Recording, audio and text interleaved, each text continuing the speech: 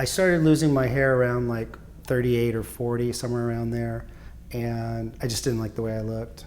I started kind of working out, and I started feeling better about myself, but I was losing my hair. And, you know, I would try to make it a little bit, you know, like spike it up or anything like that. But I went on a trip to Costa Rica, and one of my friends was on that trip, and his hair looked great. And he's around the same age as me, and I asked him, I said, wow, your hair looks great. And he told me that he had his hair done, and this was back in 2014.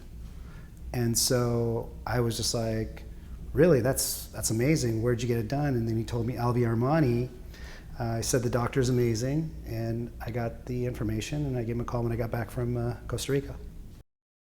At the time, I was single, and what got me going was I was starting to go out, and I saw everybody else looked young, and I started looking at the AlviArmani books that they provided to me, and there was this one guy that I felt he kind of had the same look as I did.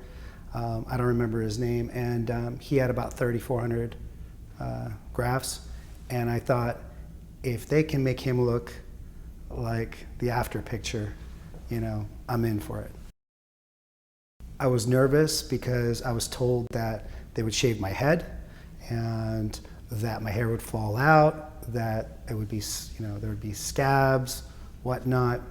But the one thing I was pretty proud of myself was I never hid it. I was actually kind of excited, and I was showing people I didn't care. And so, you know, women do it all the time, make themselves look nice. Why can't we make ourselves nice? And it was something that I was proud of. Just showing people the before and after and seeing their reaction gives me such a rush of, you know, exhilaration. I enjoy it, you know. I like showing people like, oh, I had my hair, and they're just like, what? I didn't even know that. Like, really? And they start staring, and they're like, oh my God. And I think it's really cool. I guess I like the attention. Nobody believes I had it done. My hairstylist to this day feels like my hair's still growing in. And so she's just always overwhelmed and makes a comment each and every time I go.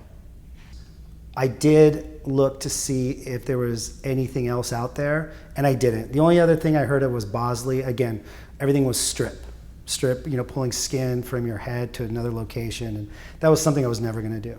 So I felt that it was worth it to take this chance. And like I said, when I saw the other clients that he's had, and I saw the difference from the before and after shots, I felt like it's worth taking the risk, and it was the best thing I ever did.